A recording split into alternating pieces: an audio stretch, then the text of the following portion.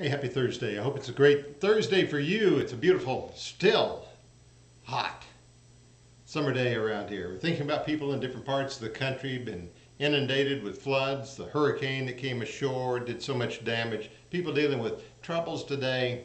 Let's always remember them. And where we can find an opportunity to help and send relief, let's help them out. Lend a hand where you can, offer an opportunity. Uh, at least keep them in your prayers and thoughts, if nothing else. And I am always amazed at the resilience of people who come back, rebuild, and restart. It's a marvelous thing. We've seen enough of it in our own community around here that we recognize how challenging it is and what it takes to do it. And all. Anyway, today is a great Thursday. It's a beautiful day in September the 2nd. September the 2nd, 2021. 2021.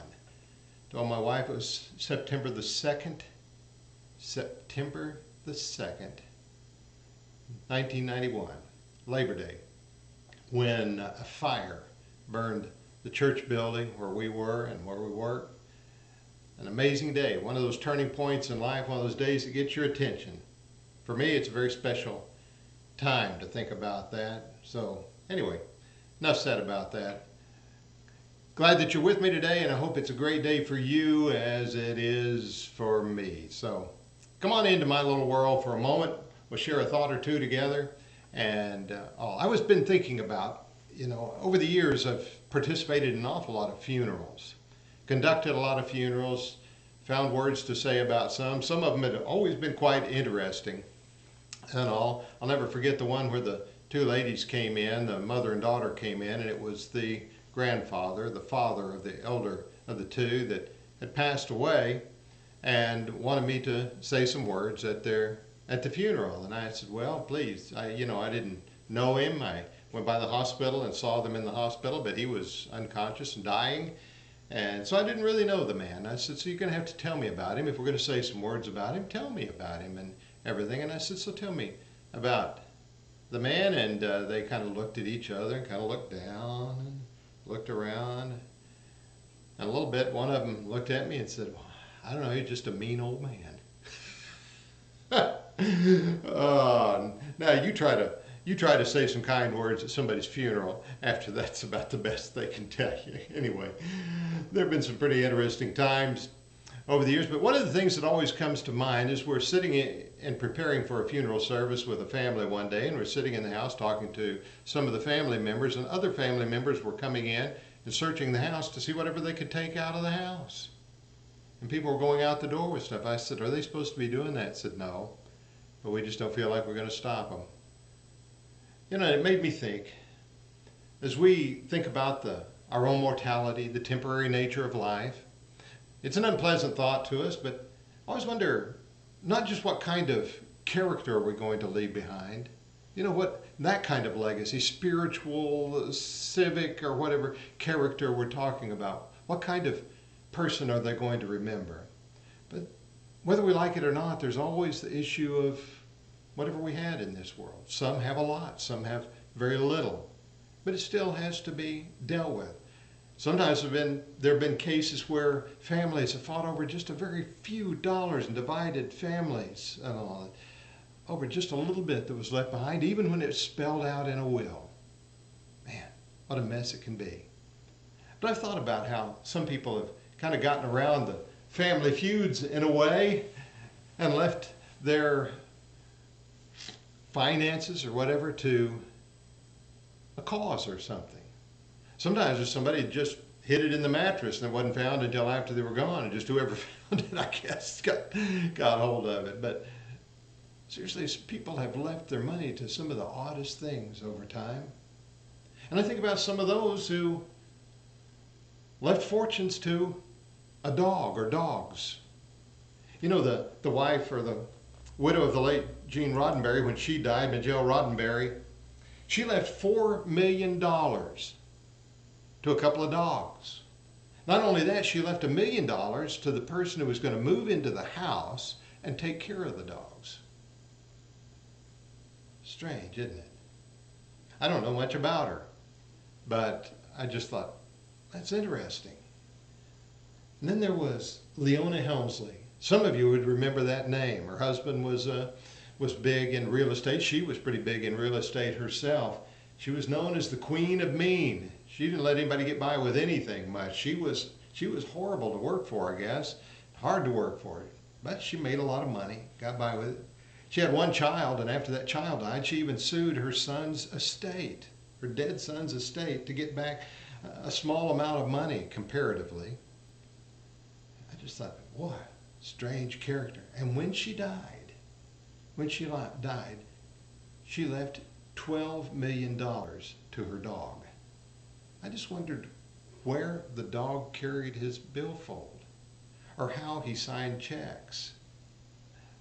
I know there's more to it involved in that, but I just keep thinking, what in the world is a dog or dogs going to do with $4 million or $12 million? And when you filled out the will, did you determine that the dog was going to outlive you or the dogs were going to live beyond you? Kind of interesting to think about that. So many things to which money could be given, so much could be done with it. And I know some of these people, they've got huge amounts of money that were left behind.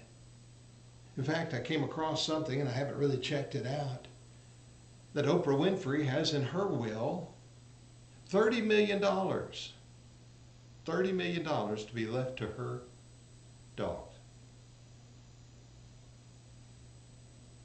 Oh, that I could go to the dog pound and be adopted by Oprah Winfrey. You know, I've had a few animals, quite a number of animals over the years. I've always enjoyed our pets, dogs in particular. I've got one right now. I like that dog. He and I go walking every morning. That dog seems attached to me and to my wife as well. But you know, that dog's not in my will. If that hurts some of you dog lovers, I'm sorry. But, you know, I've got an idea that if I live a normal life, that dog's going to be gone a long time before I am. Oprah Winfrey, being about my age, leaving $30 million to dogs that are probably not going to outlive her. Interesting thought. And the way that we look at finances and what we plan to leave behind and the estates that we have. I think most people, they think about their families and they try to share it with that, with a good cause or another. And that's always a good thing. Try to figure out what you're going to do with the physical things that are left behind. Leave more than just character behind. Yes, we want that. Leave more than just an evidence of a spiritual being. That's marvelous. But remember, there are things to be left behind, and quite often those things can trip up a lot of people. I wouldn't advocate the dogs as recipients of your inheritance, but I was thinking about something else. You know, David, as he went along, wanted to build a temple for the Lord, and the Lord stopped him from building that temple. He said, no, you're not the one, but your son will. But you know what David did? David planned. He planned and designed a temple. He gathered gold. He gathered bronze. He gathered stone. He gathered and made preparations for the wood to be brought in for the temple. He did all kinds of preparations. He even purchased the site on which the temple would be built. You get into 2 Chronicles 3, the first part of the chapter, you read that when Solomon began to build the temple, he built it right there where David had prepared for it. And really, isn't that what it's about? Preparing for what's left behind. You know, the day we die, there's probably going to be at least $1 or $2 left behind. I keep saying I'm just going to leave debts, but that's not really the plan. It'd be nice if life and money just ran out at exactly the same time, but it usually doesn't happen that way. Either you run short or you run long. Quite often, we try to leave something behind, just a token to the people that we love. It's a statement that says, I care about you. I trust you. I want you to know I've loved you in this life. I know it's just physical things, but the reality and the reminder, the remembrance is there. The physical helps us remember the character and the spiritual nature of it. So think about the things that you've got and what you can do with them. When Solomon built that temple, it was as much a tribute to David's work as it was to Solomon. Yes, Solomon actually oversaw the construction, but it was David's dream that brought it into being, and what he left behind prepared the way for Solomon to be able to do what he did. Isn't that what we want to do? And they say you're going to the dogs, maybe Leona Helmsley and Majel Roddenberry and even Oprah Winfrey are just going to the dogs. But as for you and me, how about we think about the best we can do with what we have to people we love and purposes that are important to us. Hey, just something to think about today. Whether it's big or small, it's important. Hey, I'm glad you were with me today. Glad to share a thought with you for what little it's worth. But keep in mind the very best things. And again, I'm just really glad you were spending a moment with me today, and we'll look forward to maybe some more things down the road.